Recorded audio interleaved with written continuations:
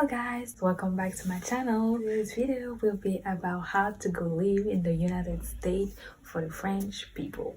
So this video will be in French again, but don't worry, soon I will post video in English. Salut tout le monde, aujourd'hui je vais vous parler de comment aller vivre aux États-Unis. Alors vous vous souvenez, ma première vidéo c'était des tips pour apprendre à parler l'anglais. Je vais vous remettre le lien juste ici, vous pouvez aller le regarder.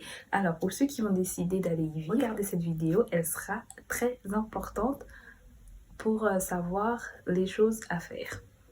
Alors pour commencer, pour y vivre, il faut avoir le green card. Alors pour avoir cette carte verte, pour traduire en français, vous avez trois options.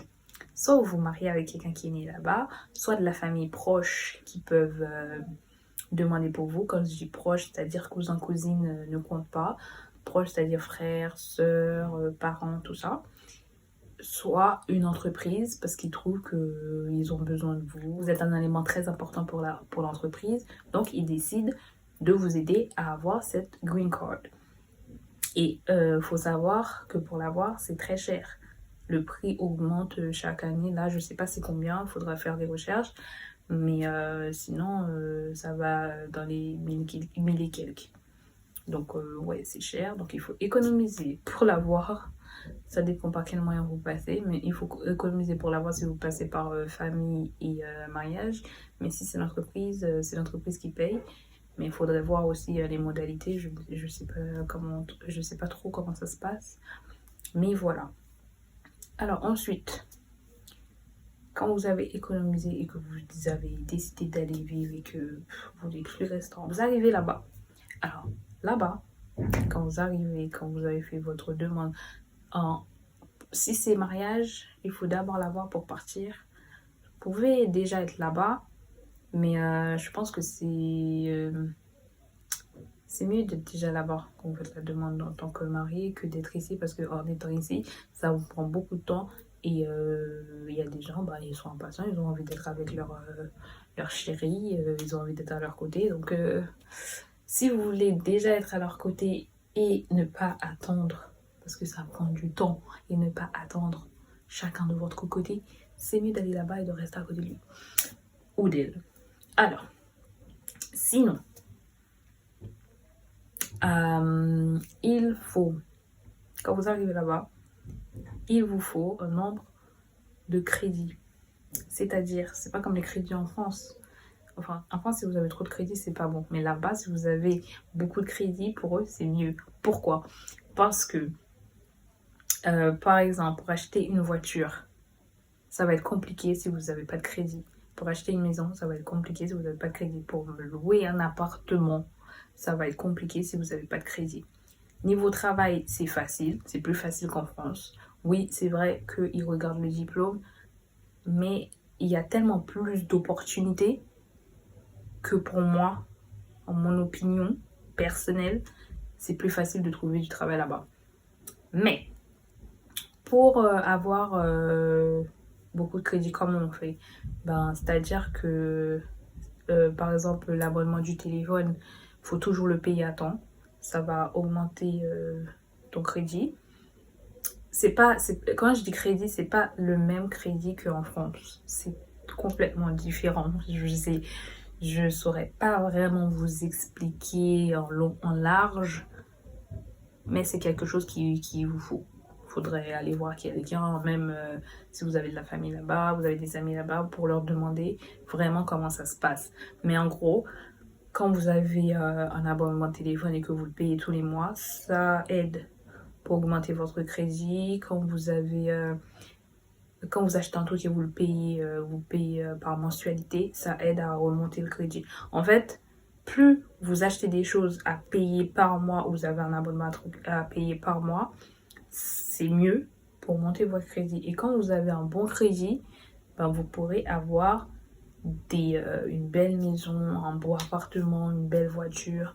Je ne dis pas que c'est pas possible d'avoir tout ça sans crédit, mais ce sera vraiment plus compliqué. Ensuite, pour le permis, si vous avez déjà votre permis, vous devez faire une demande pour qu'on change le permis ça dépend dans quel état vous êtes, mais normalement, il y a des états, vous pouvez conduire jusqu'à 4 mois ou 3 mois avec votre permis, votre permis français et ensuite le changer. Et voilà, ça se passe comme ça parce qu'il faut le changer. Dans chaque état, ils ont des lois différentes.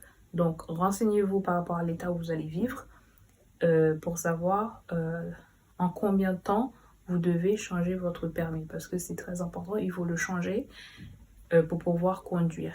Si vous allez visiter, vous devez faire une demande en France avant, un permis qui vous permet de conduire là-bas pendant 3 mois maximum. Il n'y a pas plus. Parce que vous êtes visiteur, donc ils ne vont pas vous laisser conduire comme ça. Voilà. Mais si vous voulez vivre là-bas, il faut le changer. Et ensuite, après, ça c'est pour les gens qui ont leur permis. Pour les personnes qui n'ont pas leur permis, il y a 2 tests. Il y en a un, c'est par rapport à l'effet de l'alcool en conduisant, les lois et les responsabilités, et aussi comment conduire prudemment. Et le deuxième, c'est tout ce qui concerne les panneaux de signalisation, les réglementations de vitesse, comme le code en fait. Donc le premier, tu le fais pendant 4 heures. Le premier test de l'alcool et le deuxième c'est concernant les panneaux, c'est pendant 1 heure. Par contre celui-là je suis pas sûre. Voilà, ça c'est pour le permis. Je vous ai parlé du crédit, je vous ai parlé des papiers, concernant le travail aussi je vous en ai parlé, mais qu'est-ce que je crois que j'ai fait à peu près le tout. Il y a des villes, il y a des transports en commun comme à Paris, c'est-à-dire qu'il y a des trains, des bus, tout ça, H24 et tout, vous avez vraiment pas besoin, surtout à New York. Alors, si vous allez vivre à New York, je vous déconseille d'avoir une voiture de suite parce que c'est pas nécessaire. Pourquoi?